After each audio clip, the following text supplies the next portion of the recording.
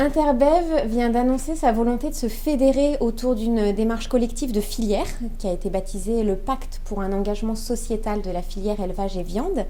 Est-ce que tu peux nous expliquer comment est né ce pacte ? Alors, ce pacte pour un engagement sociétal a été élaboré au sein de la commission enjeux sociétaux d'Interbev, qui a été créée en fin 2015. C'est une démarche qui est née d'un double constat. D'une part, des questions grandissantes des consommateurs autour de l'impact environnemental de l'élevage et de la viande, de la protection animale depuis l'élevage jusqu'à l'abattoir, des questions aussi de nutrition et de santé. Combien de viande puis-je consommer? Est-ce que manger de la viande c'est bon pour ma santé? Donc un ensemble de questions.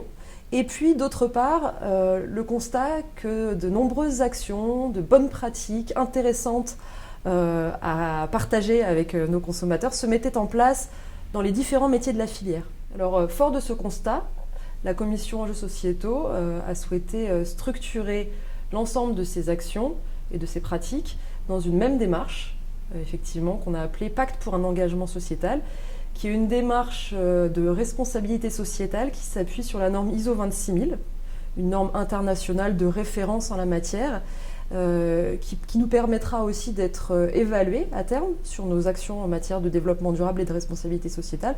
Donc c'est un vrai désir d'engagement de long terme de toute la filière sur l'ensemble de ces enjeux.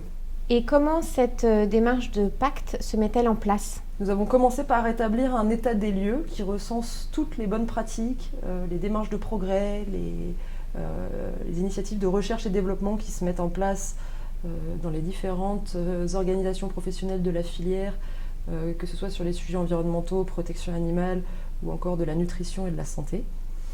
Et fort de cet état des lieux, on va maintenant engager un dialogue avec un ensemble d'acteurs de la société.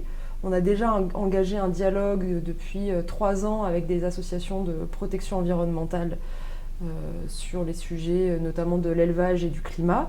On en engage aujourd'hui avec des associations de protection animale. On va aussi contacter des associations de consommateurs et un ensemble de parties prenantes de la société, le monde de la science, le monde de l'enseignement, les pouvoirs publics bien sûr, qui ont aussi des attentes vis-à-vis de notre filière et vis-à-vis desquelles on a des réponses à apporter. En quoi cette démarche peut-elle nourrir la communication de la filière élevage et viande ? Alors c'est une démarche qui se veut proactive, qui se veut regarder vers l'avenir. Et justement, la communication de la filière élevage et viande est une communication positive qui apporte des éléments sur ce qu'est la production de viande aujourd'hui en France et ce qu'elle sera demain. Donc on va apporter des éléments à la fois techniques et scientifiques pour nourrir cette communication d'avenir.